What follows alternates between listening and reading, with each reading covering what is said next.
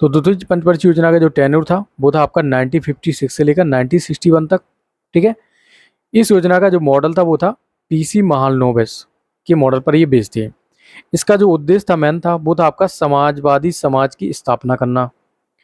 इसमें क्या लक्ष्य निर्धारित किया गया कि हमको राष्ट्रीय आय को अपने 25% की क्या करना है, वृद्धि करना है। इसमें जो प्रथम प्राथमिकता दी गई वो भारी उद्योगों की गई और खनिजों को की गई। अब भारी उद्योग आपके क्या होते हैं, जिस पर बड़े पैमाने पर उत्पादन होता है, इन उद्योगों में भारी मशीनरी लगती है, बड़ी मात्रा में पूंजी का इस्तेमाल होता है, वो होते हैं भारी उद्योग। खनिज क्या होते हैं, खनिज आपके 3 प्रकार के होते हैं, एक तो धातुक होंगे, अधातुक होंगे, वो ऊर्जा वाले होंगे। ठीक है।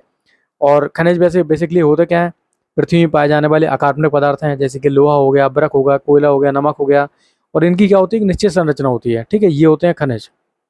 अब द्वितीय जो प्राथमिकता दी गई थी वो यातायात को दी गई थी और संचार को दी गई थी। भाई हमने कुछ बना लिया है, हमें उसे कहीं भेजना है, तो हमारे पास प्रॉपर रूप से रोड का कंस्ट्रक्शन नहीं था, या रेल का मतलब जो रेल पटरी है उनका कंस्ट्रक्शन नहीं था, तो हमें ये सब भी करना पड़ा इस योजना के अंतर्गत। ठीक है।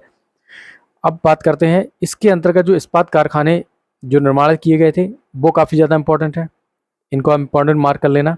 एक तो दुर्गापुर हो गया, भिलाई हो गया, और राउरकेला हो गया।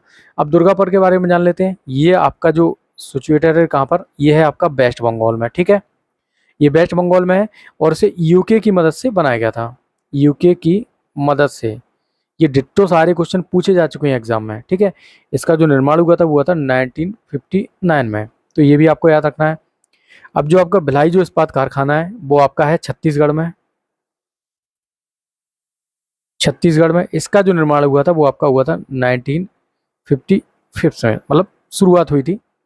अब जो राउरकेला इस्पात कारखाना है वो आपका है ओडिशा में। ठीक है, और इसका जो निर्माण हुआ था कंस्ट्रक्शन 1959 में। तो ये सब हमने इंपॉर्टेंट भी पॉइंट्स इसके डिस्कस कर लिए हैं, यहाँ से भी आपसे क्वेश्चन पूछे जा सकते हैं, इसलिए मैंने इनको भी करवा दिया आपको। ठीक है। अब नेक्स्ट हम बात करते हैं हमारी तृतीय पंचवर्षीय योजना की। उससे पहले हम थोड़ा सा अपने पेन को चेंज कर लेंगे। तो तृतीय पंचवर्षीय योजना का जो टेन्योर था वो था आपका 1961 से लेकर 1966 तक। ठीक है। अब इसका उद्देश्य क्या था, अर्थव्यवस्था को आत्मनिर्भर बनाना। आत्मनिर्भर का मतलब होता है कि हम अपने देश में, हमने ये सोचा कि अब हमें अपने देश में खुद ही चीज़ों का प्रोडक्शन करना है। ये होता है आत्मनिर्भरता। मतलब पहले हम दूसरी कंट्री पर, हर चीज़ के लिए हम दूसरी कंट्री को देखते थे, हमें बिजली चाहिए या कुछ और चीज़ चाहिए, सामान चाहिए, तो हम दूसरी कंट्री पर, हमने कहा अब हम आत्मनिर्भर बनेंगे। इसमें प्राथमिकता किसी की, कृषि और उद्योग दोनों को। देखिए पहले प्रथम में क्या की थी, कृषि को दी गई थी, दूसरे में क्या किया, उद्योगों को। तो इसमें क्या, दोनों को ही प्राथमिकता दी हमने।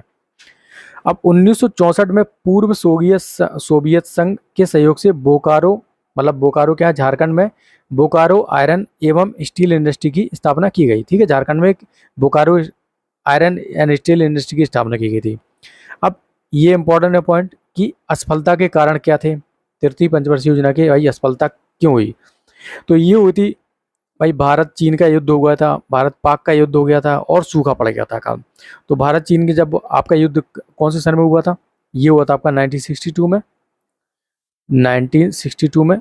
और भारत पाक आपका जो युद्ध हुआ था वो हुआ था 1965 में। ठीक है, और यहाँ पर आपका सूखा भी पड़ गया था। तो ये इसके मेन फेलियर के कारण थे।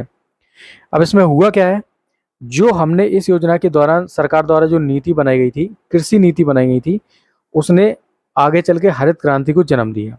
ठीक है,